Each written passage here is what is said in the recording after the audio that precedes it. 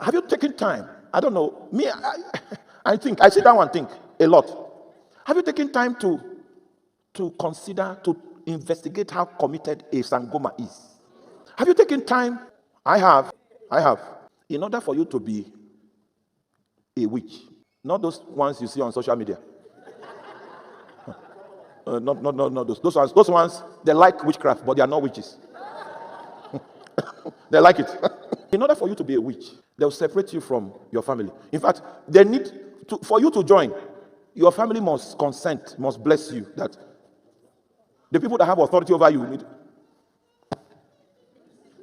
That's where it starts from. They must take advantage of the authority of the father, mother. It's not something that is done in no. Consent. Just like you need consent to get married. You will need their consent to be a witch. Now, when they secure the consent, they now take these guys to the forest. There may be some influences, some demonic influences that may be on the people before their intention to become witches. So they take them for cleansing. So that if there's a spirit that has a stronghold over this individual, they will put him through a rigor, a cleansing rigor, such that the spirit will lose its ground on that life.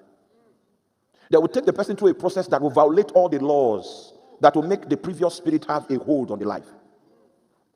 And part of that includes that the first 14 sets of rainfall that falls on the ground of your city must meet their naked body in the forest.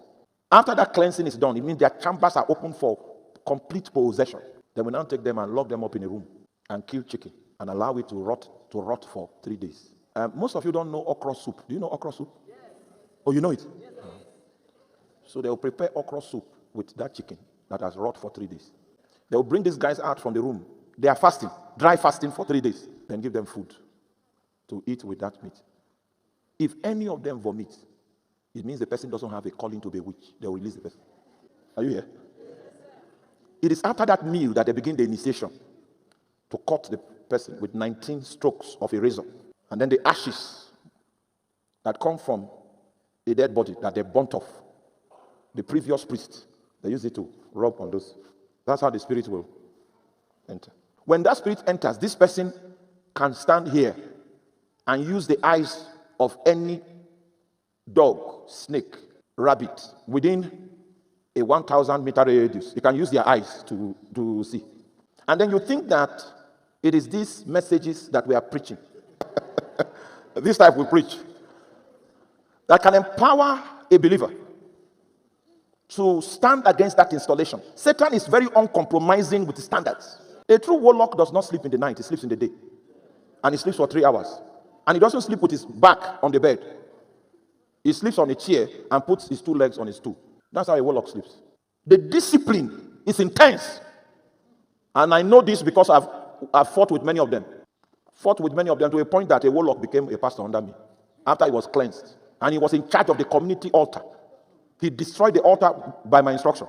It didn't belong to him, it belonged to the community. Yes, destroyed it.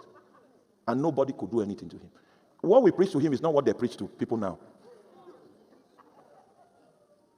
If you are not upgrading with the intelligence required for you to be relevant in your season, you will do normal things that will not be an obstacle to the devil in your time.